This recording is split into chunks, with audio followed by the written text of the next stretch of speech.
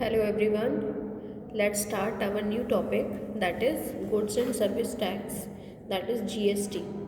तो GST होता क्या है, हम सबको ही पता है कि GST जो था it was introduced from July 2017 and basically हमारे यहाँ गुड्स एंड सर्विसेज पर बहुत सारे टैक्सेस लगाए जाते थे प्रीवियसली। उन सारे टैक्सेस को हटाकर एक ही टैक्स, एक कॉम्प्रिहेंसिव टैक्स लगाया गया, एक सिंगल टैक्स लगाया गया जिसको हम GST बोलते हैं, राइट। बहुत सारे इनडायरेक्ट टैक्सेस लगते थे हमारी जितने भी गुड्स एंड सर्विसेज हैं, लेकिन after the introduction of GST हमारे यहाँ सिर्फ एक ही टैक्स लगाया जाता है अब on the supply of goods, that is goods and service tax. तो goods and service tax is a tax on supply of goods and services, and under GST no distinction is made between goods and services for levying of tax।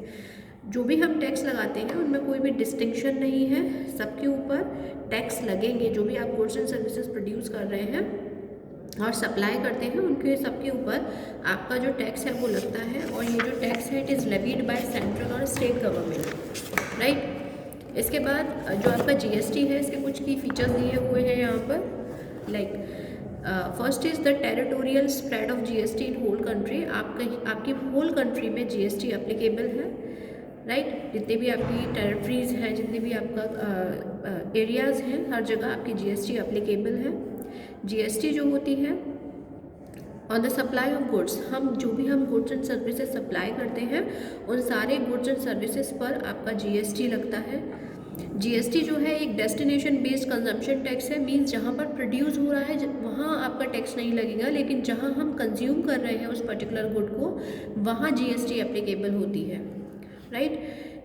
Import of goods and services treated as inter state supplies. अगर हम कहीं बाहर से कोई भी good and services import करते हैं तो हम उसको IGST यानी कि inter state goods and service tax के अंदर रखते हैं, और उसके अकॉर्डिंग ही उस पर कस्टम ड्यूटीज़ या कुछ भी जो भी आपके चार्जेस होते हैं वो एप्लीकेबल होते हैं।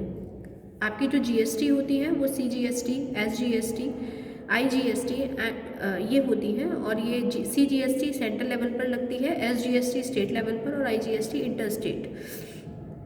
आपकी जो GST है उसके लिए 4 स्लैब्स बनाए गए हैं, यानी कि डिफरेंट आइटम्स पर डिफरेंट आपका टैक्स लगता है। लाइक कुछ आइटम्स ऐसे होते हैं जिन पर 5% GST लगता है, कुछ पर 12%, 18% एंड 28%। इससे कम या इससे ज़्यादा कोई भी टैक्स नहीं लगेगा, GST नहीं लगेगा, right. And there is no tax on export and supplies to SEZ होते हैं स्पेशल इकोनॉमिक जोन्स।